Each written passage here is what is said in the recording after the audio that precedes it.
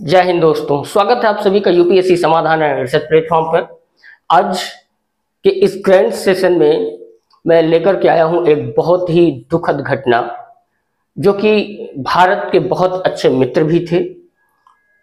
उनकी मृत्यु पर 21 मई को भारत ने पूरे भारत में शोक घोषित किया है।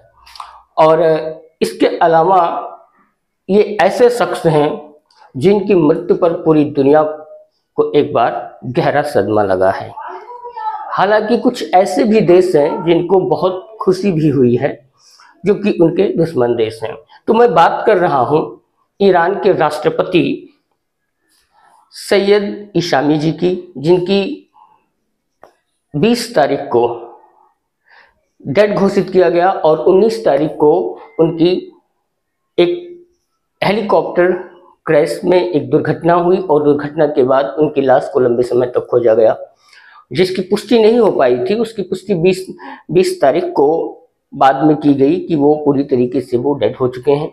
उनके साथ साथ उनके हेलीकॉप्टर में उनके विदेश मंत्री और कुछ अन्य अधिकारी भी थे। इसमें इस प्लेन क्रैश में पूरा का पूरा हेलीकॉप्टर खत्म हो गया है। और इसके पीछे उम्मीद ऐसी भी लगाई जा रही है कि संभवतः ये जो दुर्घटना हुई है, हो सकता है कि उस दुर्घटना के पीछे किसी दूसरे देश का भी हाथ हो, क्योंकि हाल ही में उन्होंने इजराइल पर हमला करने का भी आदेश दे दिया था। और हमला का आदेश देने के कुछ ही दिन बाद उनके साथ ऐसी घटना हुई। तो ऐसा एक उम्मीद लगाई जा रही है। हालांकि कितना हद तक ये सच है, इस पर हम कुछ कह नहीं सकते हैं। तो आइए हम इस पर विस्तार से चर्चा करेंगे अपने इस सेशन में। तो क्या है पूरा मामला, देखिए समझते हैं। तो सबसे पहली बात ये क्या है कि ये जो ईरानी राष्ट्रपति थे सैयद इब्राहिम जी, और इनका पूरा नाम है सैयद इसामी इब्राहिम।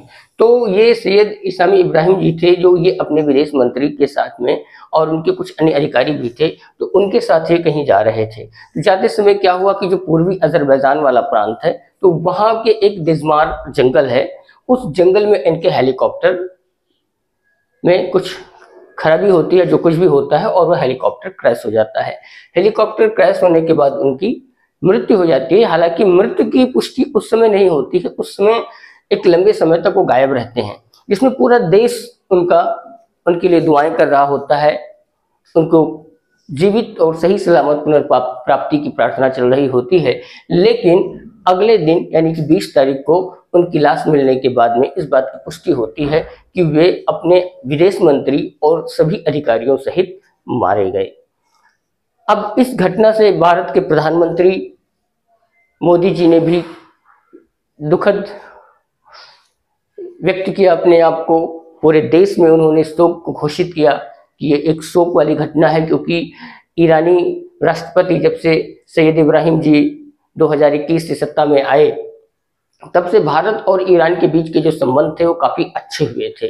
और इन ऐसे मौके पर, जबकि अभी 13 मई को हाल ही में चाबहार पोर्ट का समझौता भी हुआ था। चाबहार पोर्ट का समझौता भारत के लिए एक बहुत बड़ी डील थी और बहुत बड़ा लाभ देने वाली डील थी। ऐसे मौके पर किसी मित्र का खो जाना दूसरे मित्र को शोक में डाल देने वाली बात होती ही है। तो मोदी जी ने भी एक्स, जो कि सोशल मीडिया प्लेटफॉर्म है, वहां से भी उन्होंने शोक व्यक्त किया और ट्विटर पर भी उन्होंने शोक व्यक्त किया। इसके अलावा 21 मई को पूरे देश में उन्होंने शोक घोषित किया, जो राष्ट्रीय स्तर का शोक है।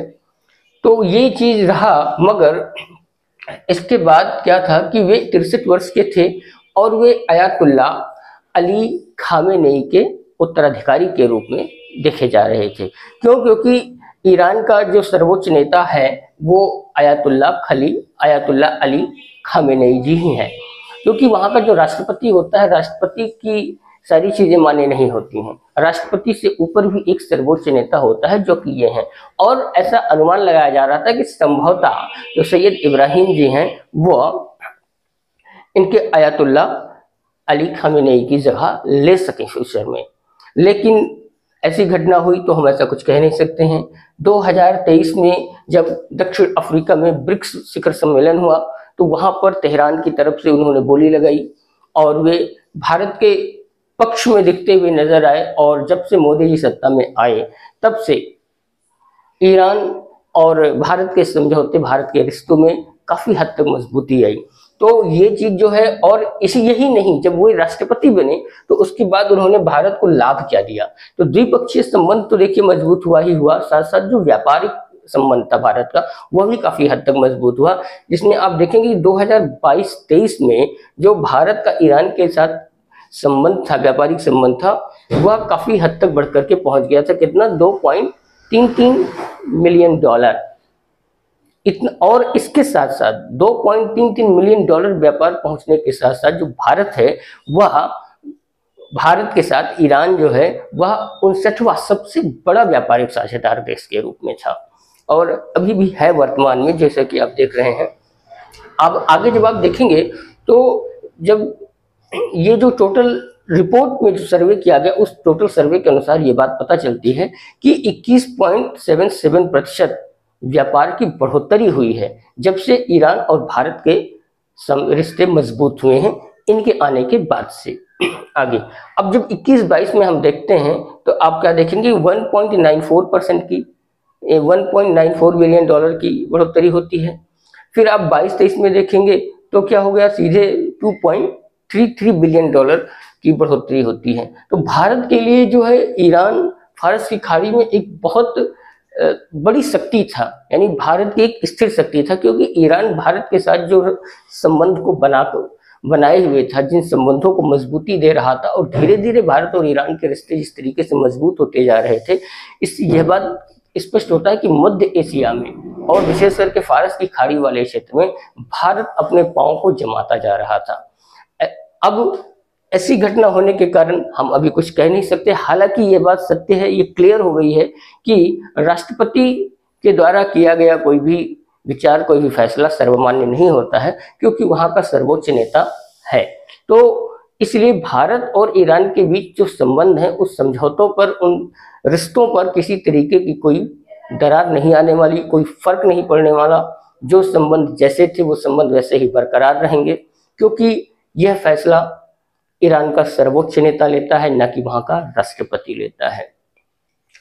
और अब इसके साथ आप देखेंगे कि जो भारत का ईरान के साथ जो व्यापारिक या द्विपक्षीय संबंध बढ़ा, वो क्या क्या बढ़ा। तो सुरक्षा को लेकर के देखिए कि सुरक्षा काफी हद तक, सुरक्षा को लेकर के काम किया गया, व्यापार को लेकर के काफी हद तक काम किया गया। अब जो चाबहार समझौते की हम बात कर रहे हैं, चाबहार समझौता जिसको IGPL ने बनाया है, वहां के पोर्ट को, IGPL की पोर्ट और जो वहां के समुद्री और व्यापारिक संगठन है, इन दोनों के सहयोग से मिलकर के उस पोर्ट पर काम किया गया है। तो वहां पर जो IGPL है, IGPL टोटल वहां पर $120 मिलियन का खुद तो निवेश करेगा, और इसके साथ साथ $250 मिलियन के वहां पे ऋण लेकर के आएगा, यानी कि लोग लोन भी दे करके और उसको मजबूती देंगे, जिसके साथ साथ भारत, ईरान और इसके अलावा अन्य देश के साथ व्यापारिक संबंध और भी अधिक मजबूत होगा। तो ईरान की एक और सबसे खास बात है, वो सबसे खास बात क्या है कि ईरान ने हमेशा पूरब की ओर देखो वाली नीति को अपनाया है, और ईरान कभी धोखेबाजी वाला काम नहीं किया जैसा कि चाइना करते आ रहा है। तो ईरान ने जो समझौते, जो संबंध भारत के साथ किए, जो संबंध बनाए रखे, उन संबंधों में वो खरा उतरा और भारत के एक सच्चे मित्र के रूप में हमेशा भारत का साथ देता रहा। और चाबहार की डील ने तो भारत को एक बहुत बड़ी एक उपलब्धि एक तरीके से दे रखी थी। और इसके अलावा INSTC यानी कि एक जो अंतर्राष्ट्रीय या उत्तर दक्षिण गलियारा है, वह उसमें कई सारे देश हैं। कई सारे देश मतलब कौन कौन से हैं? भारत है, ईरान है, अजरबैजान है, रूस है, मध्य एशिया है और यूरोप। तो इन सभी देशों के बीच से होते हुए एक व्यापारिक गलियारा गुजरता है, जहां से माल ढुलाई का काम होता है। उसकी टोटल जो दूरी है वो 7200 किलोमीटर है। इस व्यापारिक गलियारे में ईरान का बहुत बड़ा रोल रहा है, और विशेष करके उस टाइम जब इब्राहिम इशामी राष्ट्रपति वहां के बने हैं।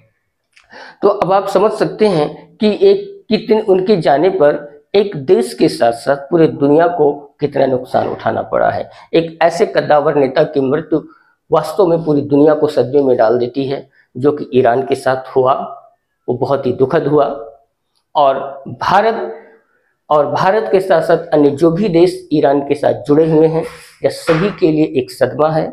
और ईरानी राष्ट्रपति सैयद इब्राहिम इशामी जी के लिए शोक सभी को व्यक्त करना चाहिए, क्योंकि भारत सरकार ने तो व्यक्त किया ही किया है, इसलिए एक सामूहिक शोक का आयोजन किया गया है।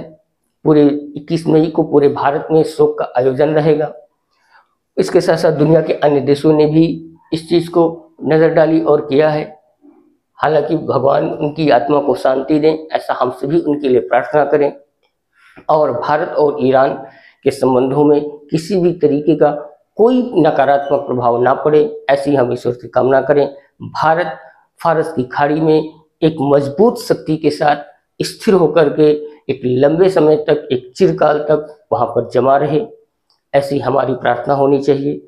आप सभी लोग, हमारे जो भी मित्र हैं, जो भी प्यारे व्यूअर्स हैं, जो भी इस वीडियो को देख रहे हैं, वे ईरानी राष्ट्रपति के लिए अपनी श्रद्धांजलि अर्पित करें, इस सेशन पर अपने विचार दें, और इसके साथ साथ जो यूपीएससी एस्पिरेंट हैं, अपनी पढ़ाई में लगे हुए हैं, अपनी तैयारी कर रहे हैं, समय अब बहुत अधिक नहीं बचा है, आप पूरे जी जान से अपनी तैयारी करते रहें।